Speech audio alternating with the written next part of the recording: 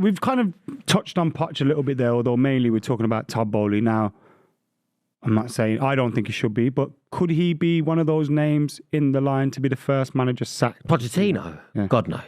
Absolutely not. I mean, that would just be curtains. What if you what if you lose the next 3 Premier League games in a row? Well, do you know what's dreadful, mate? If you look at our fixtures, we're an half going to have to beat Fulham. Yeah. Because we don't win for 6 games. Yeah, you've got a really We've tough got terrible fixtures, yeah.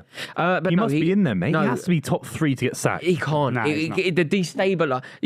You're right. You're right if you don't support Chelsea. You're saying it right. I agree with you. But trust me, he can't get... I don't particularly like Pochettino that much, right? But we can't sack him, if you lose 3 in a row from now... If you were to lose 3 in a row and everyone starts bringing up the Tottenham thing again, and it could turn very nasty very quickly. If we lose the next 3... But I think you're right. It focuses on... Yeah. And you could lose the next 3, by the way, in a row. If we do, the conversation will start. And do you know what, mate? Actually, if we did... Then we'd be in the relegation zone, and then he probably would have to go. So yeah, if we're going to talk about the most likely 3, it's surreal. It's only if it can't be him, isn't it? Exactly. We need absolutes.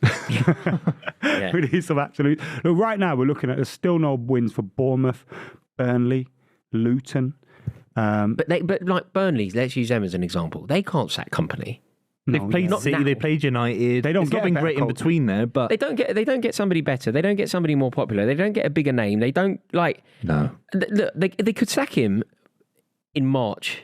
You know, if they've gone 14 games without a win or something. Yeah, leave it late. But not now. Realistically, nobody should be sacked before. I don't know, late November. Because really, as well, when you look at it, you know, a few years ago, it's like, oh yeah, Gerrard, surely he gets sacked by Villa soon. It's like. Look at Unai Emery. Why would they want to sack him? No, you kind of look around a lot of teams at the moment. You go, why? And also, Fulham got Marco Silva. All right, if they went for a bad patch, even managers that maybe aren't that inspiring.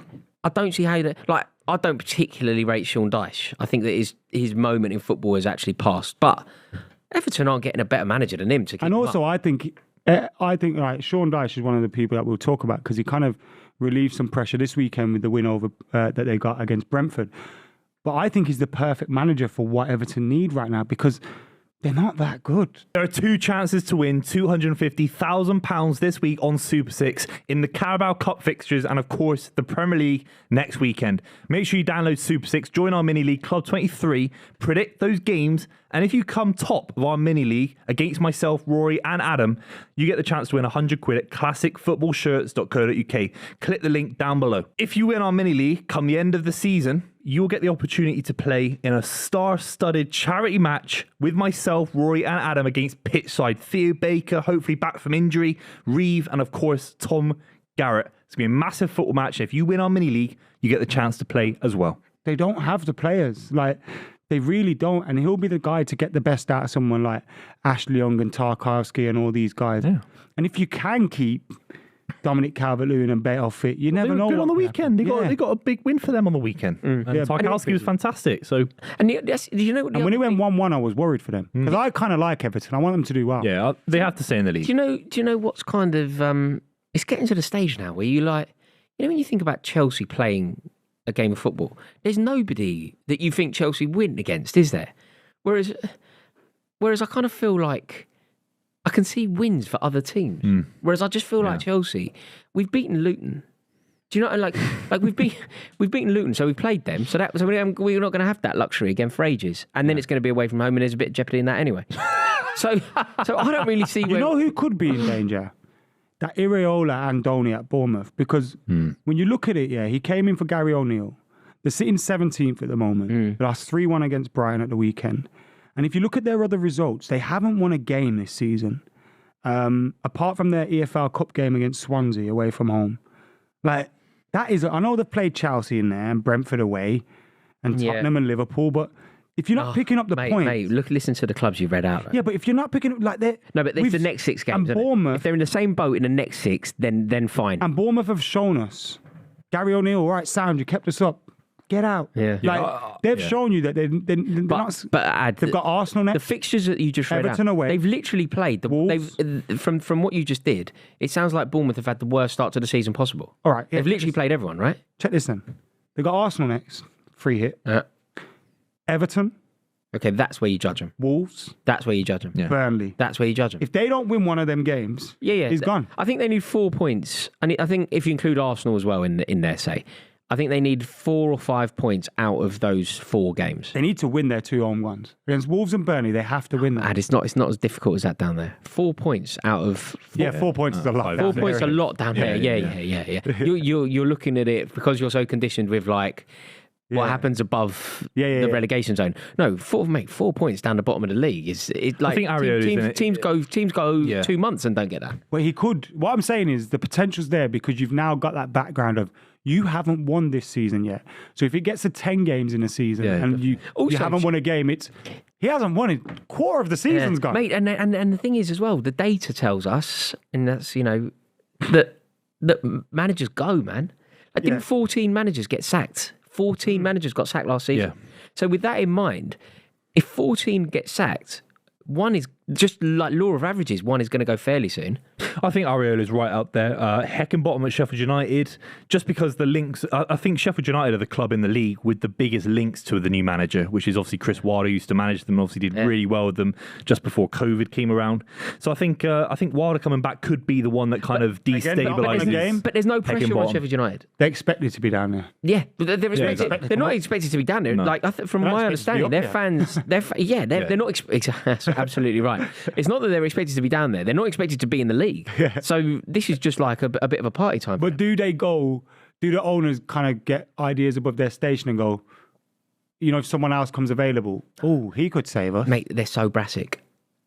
They're so skint that I don't think... That's why Wilder coming back actually is kind of a positive. I think they'd have to pay off Heckingbottom. Well, no, I think there's a world Heckingbottom actually rejoins the backroom staff like he was with Chris Wilder previously. That's just how it happens. Oh, what, you think a manoeuvring could happen? Yeah, I could see that. A lot of us, I know me and Rory we thought Moyes could go this season. And they're sitting top up. They're doing well. They're doing really well. I know they lost at the weekend, but they're doing well. No, they're fine. Yeah. I thought it would go... I mean, I still think it might, but I thought that they would really struggle without Rice, and they've managed to kind of seamlessly continue, haven't they? And I think their squad's got better. It's just a very David Moyes squad. It's very much like it's very built for James Ward-Prowse to take a free kick that's flicked on by Zuma and headed in by a Gerd. Yeah, but which is quite an uninspiring style of football. I was also surprised to see him by Kudus and Edson. Yeah, Alvarez. Yeah, Alvarez is a good player. Buying those two players, it seemed to be whenever he buys someone that's a bit of a player on the continent, you just think Moyes ain't the guy for them. Yeah. And he brings them in. Obviously, I'll mention it. Erik ten Hag has obviously been under a lot of pressure. Big result of the weekend. For me, though, again, we're kind of in the same boat. The pressure needs to be on our owners. The one thing that's right at Manchester United at the minute is Erik ten Hag. I have no doubt about that. And I was really worried about that game on the weekend because a bad result, and I'm not naive, football is a results-based business. Manchester United's the biggest story in football. A defeat or a draw at Burnley after you've just lost 3 games on a spin, the noise is going to start, the talk's going to start happening, and I never wanted it to get to that point. I don't want to give, if there's a little individual in the dressing room that kind of, not sure about, I don't want them to get a chance to kind of get their thoughts out there. And for me, Erik ten Hag will be fine, or at least he better be. Otherwise, there'll be riots at Old Trafford. There will be riots at Old Trafford. I'm going with the Bournemouth fella. If I had to predict, Bournemouth fella gets sacked first. I hope he does on some level because they were so disloyal to Gary O'Neill. I've never let it go. And the Gary O'Neill derby's coming up. I hope Wolves absolutely smash Bournemouth Town. Who do you think? Bournemouth Town. Bournemouth Town. Smash up the whole town. Do you know what I think it will be? I reckon that there'll be a shock. I think someone will go who you didn't anticipate. Pochettino, Ten Hag, like someone that we haven't. Could anyone get promoted away from like a fairly big club? Like, is there anyone who's doing really well that they don't necessarily get sacked, but they get wooed by a bigger team? Marco Silva. Yeah, to a club. Marco Silva goes to Saudi or something. Yeah, the fact that he rejected that Saudi money. Yeah, I like that a lot. Unless Chelsea sat Poch and got Sevilla are all over the place, aren't they? Yeah. I think it will be something mad. I think it will be something mad like that. Mental. Yeah, let us know who you guys think in the comments, and make sure you're subscribing.